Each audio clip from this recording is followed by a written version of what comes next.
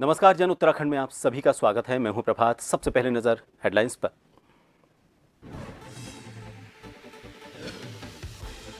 हरिद्वार में जेपी नड्डा ने साधु संतों से लिया आशीर्वाद। बोले, हमारी सरकार में आस्था का सम्मान। विपक्ष सनातन के खिलाफ जनसभा को किया संबोधित।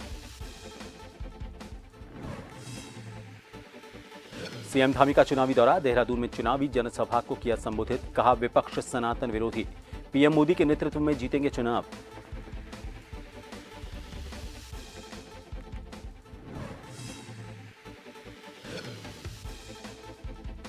नगर निगम द्वारा संपत्ति कर जमा कराने का समय खत्म। 31 मार्च तक जमा नहीं कराने पर अब देना होगा 12% के साथ जुर्माना। निगम ने छूट की समाप्त 12%।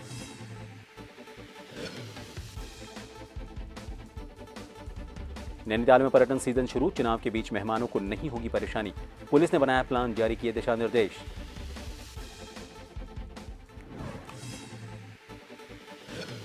और उत्तराखंड में बढ़ती गर्मी के बीच बारिश से मिल सकती है राहत। देहरादून समेत 7 जिलों के लिए आईएमडी का अलर्ट। पर्वतीय इलाकों में बर्फबारी की भी संभावना।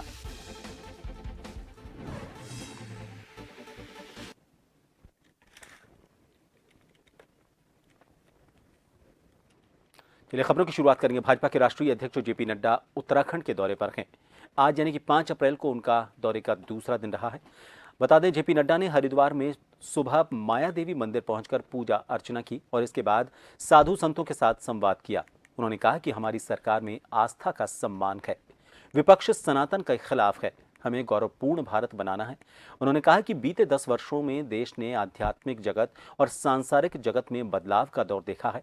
आज से 10 साल पहले हम सभी कहीं ना कहीं हीन भावना से ग्रसित हो रहे थे। हमारा नेतृत्व दिशा नहीं दे रहा था। उन्होंने कहा कि ये ऐसा दौर था जब भारत की आध्यात्मिक शक्ति क्षीण हो रही थी, जिस कारण से भारत पिछड़ रहा था। बीते 10 वर्ष में पीएम नरेंद्र मोदी के नेतृत्व में एक बदलता दौर हमने देखा है। भू राजनीति से लेकर विदेश नीति तक हर जगह मोदी जी ने भारत का परचम लहराया और भारतीय विचारधारा को आगे बढ़ाया। इस दौरान अखाड़ा परिषद के अध्यक्ष रविंद्रपुरी महाराज भी मौजूद रहे। हरिद्वार लोकसभा सीट से प्रत्याशी त्रिवेंद्र सिंह रावत और पूर्व कैबिनेट मंत्री मदन कौशिक भी रहे।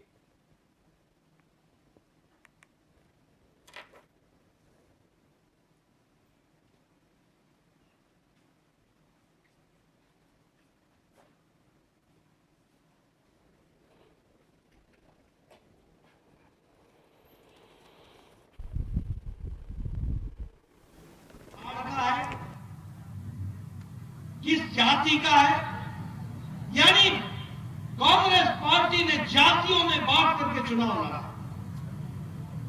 वोट बैंक की राजनीति की, मेजॉरिटी और माइनॉरिटी को लड़ाने का काम किया, आपस में अलगाववाद को पैदा किया। लेकिन मोदी जी ने राजनीति में पॉलिटिक्स ऑफ परफॉर्मेंस, परफॉर्म करो, काम करो, नहीं तो रास्ता छोड़ो। रहना है तो काम करना पड़ेगा। Politics of report card, politics of accountability. हम अकाउंटेबल हो गए। आप बताइए, रिपोर्ट कार्ड की राजनीति चल रही है कि नहीं चल रही है? यहां निशंक जी ने अपना रिपोर्ट कार्ड रखा है कि नहीं रखा है? प्रधानमंत्री मोदी जी रिपोर्ट कार्ड रखते हैं कि नहीं रखते हैं? उत्तराखंड के विकास के बारे में चर्चा होती है कि नहीं होती है? इसलिए राजनीति की संस्कृति बदल रहा है।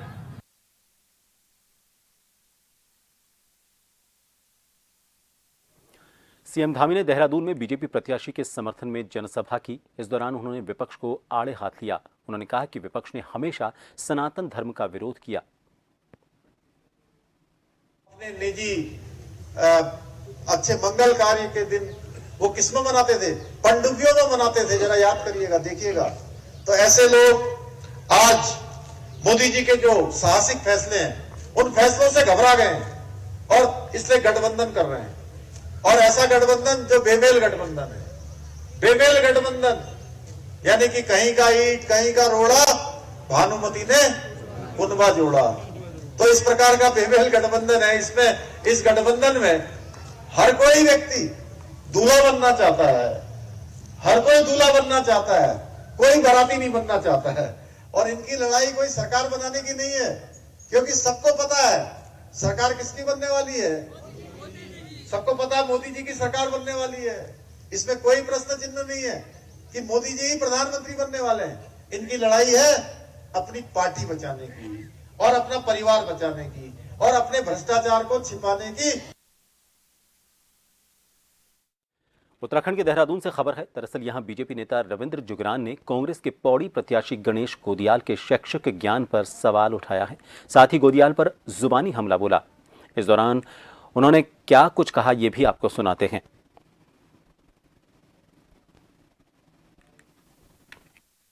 हमारा ये कहना है कि कोई व्यक्ति गणेश गोदियाल जी 82 में महाराष्ट्र पुणे से हाई स्कूल करते हैं, फिर उनको 30 साल बाद याद आती है कि मुझे इंटर करना है, तो विधायक बनने के बाद 2003 में वो इंटर करते हैं पौड़ी के किसी सुदूर क्षेत्र से।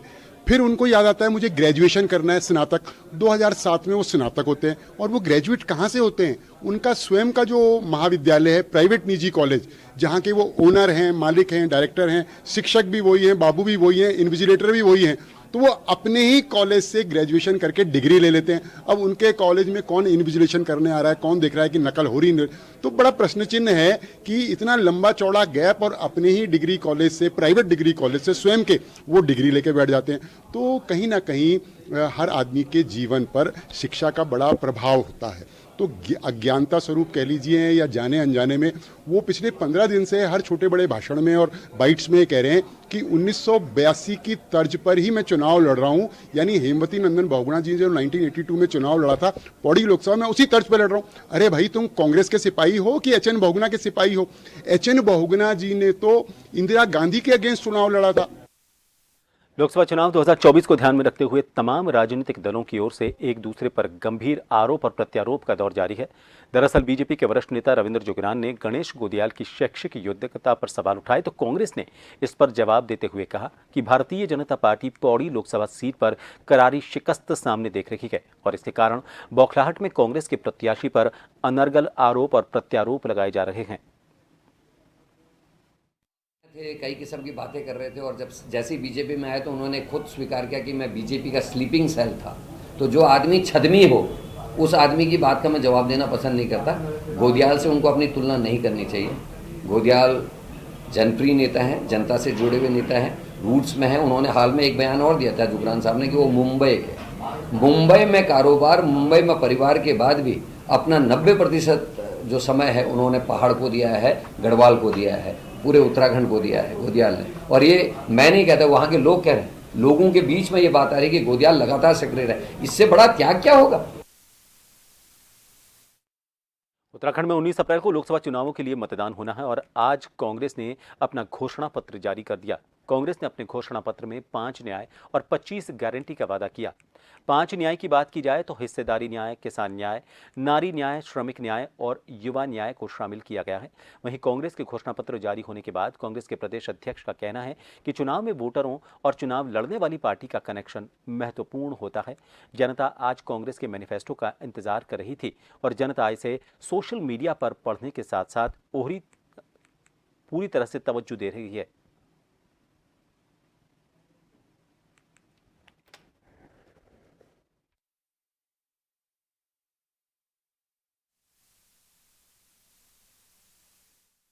चुनाव में क्या इंपॉर्टेंट है? चुनाव में इंपॉर्टेंट है वोटर और चुनाव लड़ने वाली पार्टी का कनेक्ट। ये ना तो स्टार प्रचार से तो होता है, ना ये किसको टिकट कब मिल रहा है, आगे मिल रहा है, पीछे मिल रहा है, इससे होता है। कनेक्ट होता है आप क्या डिलीवर करने वाले हो, आप क्या चाहोगे कि कौन सी पार्टी हमको कल क्या देने वाली है। आप पत्रकार के रूप में ये जानना चाहोगे कि कौन सी पार्टी का क्या विजन है, यही तो आपके लिए इंपॉर्टेंट है। तो विजन डॉक्यूमेंट ये है।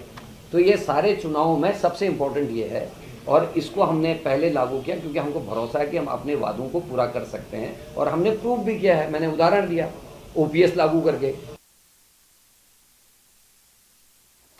बूथ चलो बूथ जीतो अभियान का शुभारंभ हो चुका है। आपको बता दें कि आजकल लगातार भाजपा कार्यकर्ता हर ग्रामीण इलाके में अपनी बैठक कर रहे हैं और लोगों को ज़्यादा से ज़्यादा संख्या में वोट देने के लिए अपील कर रहे हैं। वहीं एक तरफ आज के दिन भाजपा के पन्ना प्रमुख वरिष्ठ कार्यकर्ता पदाधिकारी बूथ संख्या 16 परसारी नगर में पहुंचे। यहाँ पर भाजपा कार्यकर्ताओं ने वहाँ के स्थानीय लोगों से मुलाकात की और सभी लोगों को मतदान करने के लिए अपील की। इस दौरान आज के दिन कई कांग्रेसी कार्यकर्ता भाजपा में शामिल होते हुए नजर आए। आपको बता दें कि सभी भाजपा कार्यकर्ताओं ने आज के दिन ये संकल्प लिया कि इस बार अपने अपने बूथ पर 80% मतदान भाजपा के पक्ष में करेंगे और प्रधानमंत्री नरेंद्र मोदी को तीसरी बार प्रधानमंत्री बनने के लिए भारी मतों से विजयी बनाएंगे।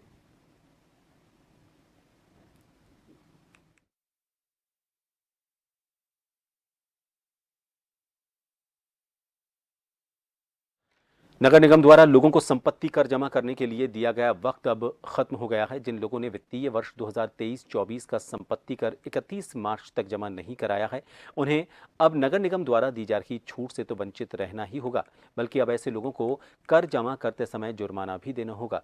नए वित्तीय वर्ष यानी कि 1 अप्रैल से संपत्ति कर जमा न करने वाले लोगों को 12% जुर्माना टैक्स के साथ जमा करना होगा। इसके अलावा नगर निगम अब तक संपत्ति कर में जो 20% की छूट दे रहा था, वो भी खत्म कर दी गई है।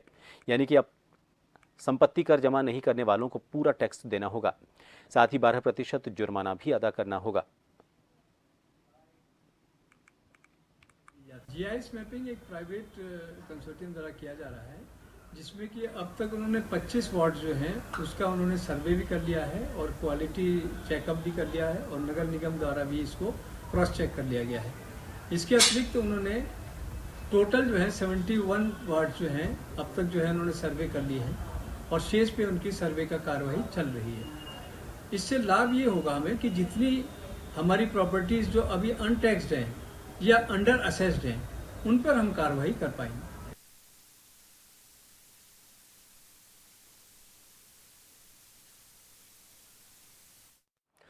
एक छोटे से ब्रेक के लिए यहां रुकेंगे, बने रहिए जन टीवी पर।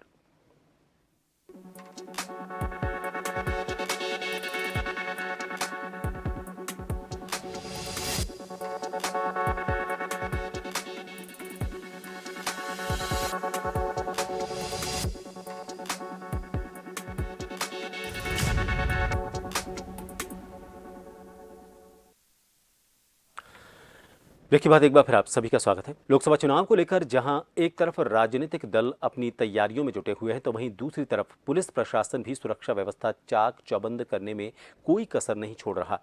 जानकारी देते हुए आईजी गढ़वाल KS नगन्याल ने कहा कि लोकसभा चुनाव को लेकर हमारी तैयारी पिछले 6 महीने से लगातार जारी है। हालांकि चुनाव में कुछ ही दिन बाकी बचे हैं और ऐसे में तैयारियों को अंतिम रूप दिया गया है। KS नगन्याल ने बताया कि अतिरिक्त फोर्स के लिए केंद्रीय पुलिस बल की तैनाती लोकसभा चुनाव में की जाएगी ताकि सुरक्षा व्यवस्था बनी रहे और शांतिपूर्ण मतदान हो सके। 6 महीने पहले से ही इस संबंध में तैयारियां होगी, कितनी फोर्स की लागत होगी, कितने ड्यूटियों की आवश्यकता पड़ेगी, बूथ वाइज हम लोगों को देखना पड़ता है। साथ ही एरिया में भी हमें कि कितने फोर्स की आवश्यकता पड़ेगी, एरिया डोमिनेशन के लिए भी पुलिस फोर्स की आवश्यकता पड़ती है। तो ऐसे में हमारे द्वारा जो भी मांग की गई है MHA के द्वारा, हमारे जो मांग है उसके अनुरूप केंद्रीय पुलिस बल को दिया गया है और साथ ही उसको हम लोग अपने यथासंभव जो भी शांति व्यवस्था को कायम करने के लिए उनकी ड्यूटियाँ हम लगाएंगे। हल्द्वानी के MBPG कॉलेज में बने निर्वाचन कार्यालय में खाने की गुणवत्ता को लेकर लगातार आ रही शिकायतों के बाद खुद जिला निर्वाचन अधिकारी जिलाधिकारी वंदना सिंह ने मेस का निरीक्षण किया और खुद खाना खाते हुए खाद्य सुरक्षा अधिकारी को खाने की गुणवत्ता का विशेष ध्यान रखने के निर्देश दिए। इसके साथ ही अधिकारियों को निर्देशित किया कि मतदान में लगे सैकड़ों कर्मचारियों के लिए बेहतर गुणवत्ता का खाना हो, इसके लिए हर प्रशासनिक अधिकारी रोजाना मेस में ही खाना खाएगा।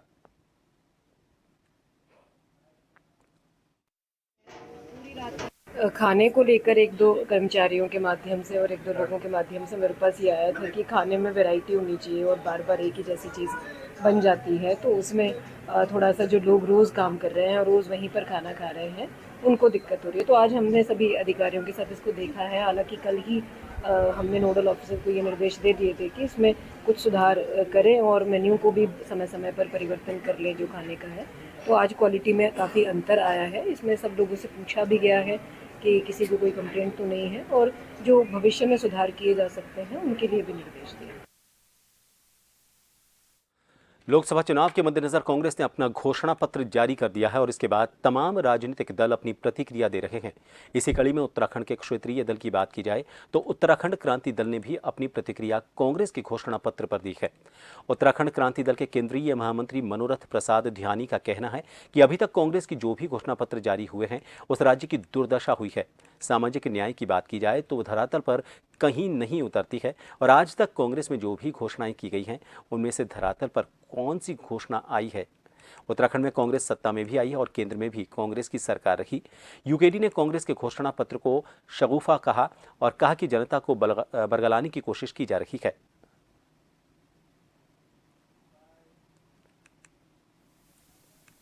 मैं समझता हूं कि उत्तराखंड का लगभग निर्माण को 24 वर्ष हो चुके, 23 वर्ष पूरे हो चुके हैं और उन 23 वर्ष में अगर इनके जो घोषणा रही हुई जो घोषणा पत्र इनके अभी तक भी जो कई घोषणा पत्र इनके जारी हुए हैं उनमें भी इन्होंने बहुत सी गारंटियां दे रखी हैं, बहुत सी चीज़ें इन्होंने वायदे किए हैं, लेकिन जो राज्य की दुर्दशा हुई है, राज्य की दुर्दशा केवल इनकी घोषणाएं होती हैं, लेकिन उसमें असली जामा जब पहनाने की बात होती है, सामाजिक न्याय की जब बात होती है तो वो धरातल में कहीं नहीं उतरती है। कांग्रेस अभी तक ये बता दे कि अभी तक की जो भी घोषणा पत्र तुमने जारी किए हैं उनमें से कौन सी घोषणा अभी तक धरातल में आई है। वो कभी धरातल में आई, सत्ता में आई है। वो 2002 से लेके 2007 तक वो सत्ता में थे, 2012 से लेके वो 17 तक सत्ता में थे, 10 वर्ष इस राज्य की सत्ता में रहे हैं वो, और केंद्र में भी उनकी सरकार रही है। चुनाव प्रचार के बीच एनडीए घटक दल रिपब्लिकन पार्टी ऑफ इंडिया के राष्ट्रीय अध्यक्ष और केंद्रीय राज्य मंत्री रामदास अठावले एक दिवसीय प्रवास पर उत्तराखंड पहुंचे। जब पूछा गया कि विपक्ष के जिस नेता पर भ्रष्टाचार का आरोप लगता है तो उन्होंने कहा कि जो भी भाजपा में आना चाहता है उसके लिए पार्टी के दरवाजे खुले हुए हैं, जबकि जेल के दरवाजे भी खुले हुए हैं, जिसका जहां मन है जा सकता है। रामदास अठावले ने महाराष्ट्र के मुख्यमंत्री एकनाथ शिंदे को लेकर भी कहा कि एकनाथ शिंदे अपने 50 विधायकों के साथ पार्टी में शामिल हुए और उन्होंने मुख्यमंत्री बनने के लिए उद्धव ठाकरे का साथ छोड़ दिया।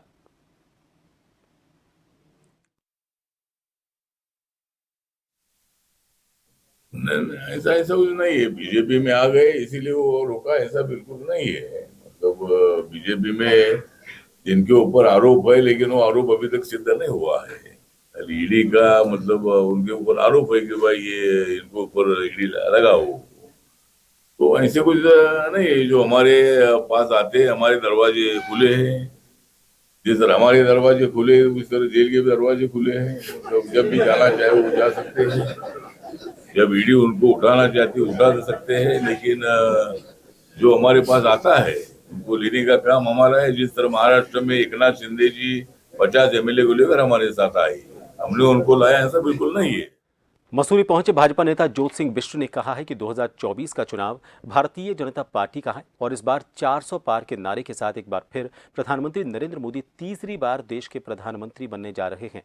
उन्होंने कहा कि भारतीय जनता पार्टी द्वारा चुनाव की अधिसूचना जारी होने से 2 महीने पहले ही अपनी चुनाव प्रबंधन समिति बनाकर सभी कार्यकर्ताओं को चुनाव प्रक्रिया के लिए तैयार कर दिया था।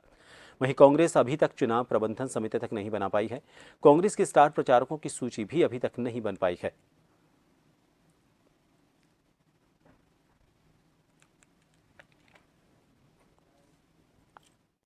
भाजपा भारतीय जनता पार्टी की चुनावी तैयारी के सामने कांग्रेस 5% भी नहीं दिखाई दे रही है। अभी उनकी चुनाव प्रबंधन कमेटी नहीं बनी, उनका जो मीडिया कमेटी थी उस पर लगातार विवाद चल रहे हैं और उसके साथ साथ जो स्टार प्रचारकों की सूची है वो भी अभी तक नहीं बन पाई। जबकि भारतीय जनता पार्टी के स्टार प्रचारक माननीय नरेंद्र मोदी जी ने रुद्रपुर में जो रैली की, वो जो विजय सभा जैसी रैली थी, उसमें जिस तरह से उन्होंने पिछले 10 साल में अपनी सरकार की उपलब्धियों के साथ उत्तराखंड में उनकी सरकार के द्वारा जो व्यक्तिगत लाभार्थी हैं उनकी संख्या का उल्लेख करके लोगों को ये बताने का काम किया कि जो लोग विपक्ष के रूप में हम पर आरोप लगा रहे हैं उनके आरोप में कोई दम नहीं। उत्तराखंड में बूथ जीता चुनाव जीत के मूल मंत्र पर चल रही भाजपा ने अपने पदाधिकारियों की जिम्मेदारी तय कर दी है। प्रदेश अध्यक्ष महेंद्र भट्ट ने कहा कि राज्य के सभी 11,729 बूथों पर पन्ना प्रमुखों की नियुक्ति कर दी गई है। अब प्रांत से लेकर बूथ स्तर तक के पदाधिकारी को पन्ना प्रमुख बनाया जा रहा है। ये पदाधिकारी जिस बूथ पर वोटर होंगे और मतदाता सूची के लिए जिस पन्ने पर उनका नाम होगा, उन सभी वोटरों की जिम्मेदारी पन्ना प्रमुख की होगी।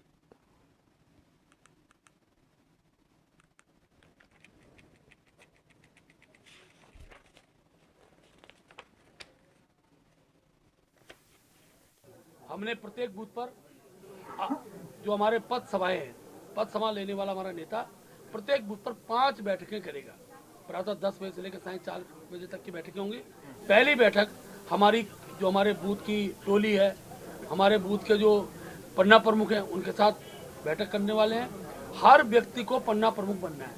मैंने भी आज अपने सोशल मीडिया में डाल दिया है, मैं भी अपने बूथ का पन्ना प्रमुख हूँ। पन्ना प्रमुख का ऐसा है कि मेरे पास 30 वोट है, 7 घर है, 7 घरों का वोट पोलिंग के दिन पोलिंग स्टेशन तक आ जाए, इसकी रणनीति को हमको तय करनी है। नैनीताल नगर तल्लीताल के निजी होटल में इकट्ठा होकर विभिन्न संगठन के लोगों ने इंडिया गठबंधन बनाते हुए कांग्रेस उम्मीदवार प्रकाश जोशी को अपना समर्थन दिया। इस बीच आशा कार्यकर्ताओं सहित विभिन्न राजनीतिक दलों, तमाम जनप्रतिनिधियों ने कहा कि देश में भाजपा की सरकार लोगों को कई साल से लूटती आ रही है। इस बार सभी इसका बदला भाजपा से लेंगे। लगातार देश में बढ़ती बेरोजगारी, महंगाई को देखते हुए फिर से कांग्रेस का साथ अब जनता चाहती है। इन 77 सालों में पहली बार ऐसा हो रहा है कि देश को एक आतंक का एक पूरा साम्राज्य दिखाई दे रहा है। लोग बोलने में डर रहे हैं, अखबारों में खबरें नहीं छप पा रही हैं, न्यायपालिका को नियंत्रित करने की कोशिश की जा रही है। ईडी, सीबीआई और इनकम टैक्स जैसे जो सरकारी विभाग हैं, वो डर फैलाने के लिए और राजनीतिक विरोधियों को जेल के अंदर डालने के लिए क्या काम कर रहे हैं। जो भी सरकार से सवाल पूछता है कि ये क्यों हो रहा है, इतना गलत क्यों हो रहा है, उसको देशद्रोही कराया जा रहा है। इन सभी खबरों के साथ फिलहाल के लिए इस बुलेटिन में इतना ही। नमस्कार।